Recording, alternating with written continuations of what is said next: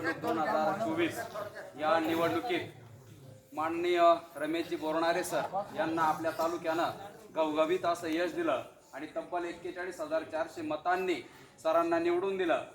खऱ्या अर्थानं यामध्ये प्रत्यक्ष काम करणारे आपण सर्व, अप्रत्यक्ष काम करणारे आपण सर्व, या सर्वांचे सर्वप्रथम मी सरांच्या वतीने या ठिकाणी आभार मानतो।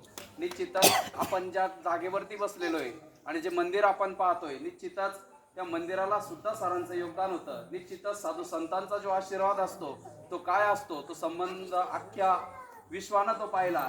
निश्चितच सरांच्या मागे असणारा साधू संतांचा आशीर्वाद, आपल्या सर्वांचं प्रेम असेल, ते सर्व सदैव पाठीशी असेल।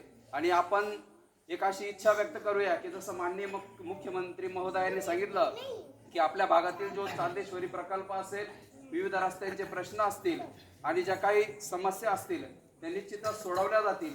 आणि त्या सोडवत असताना आपल्या सर्वांचं सुद्धा त्या ठिकाणी काम आहे की त्या प्रामाणिकपणे त्या ठिकाणी सोडून घेत असताना आपण ताकदीनं सरांच्या मागे जसे आत्ता राहिला तसं राहिलं पाहिजे। निश्चितच गावच्या विकासामध्ये आपण सर्वांनी सोबत असलं पाहिजे, कुठलेही मतभेद आता नकोत। कारण एक आपण नेहमी म्हणत असतो की संपले इलेक्शन, जपा आता रिलेशन, या मुद्द्यानं आपण सर्वजण पुढे जाऊया।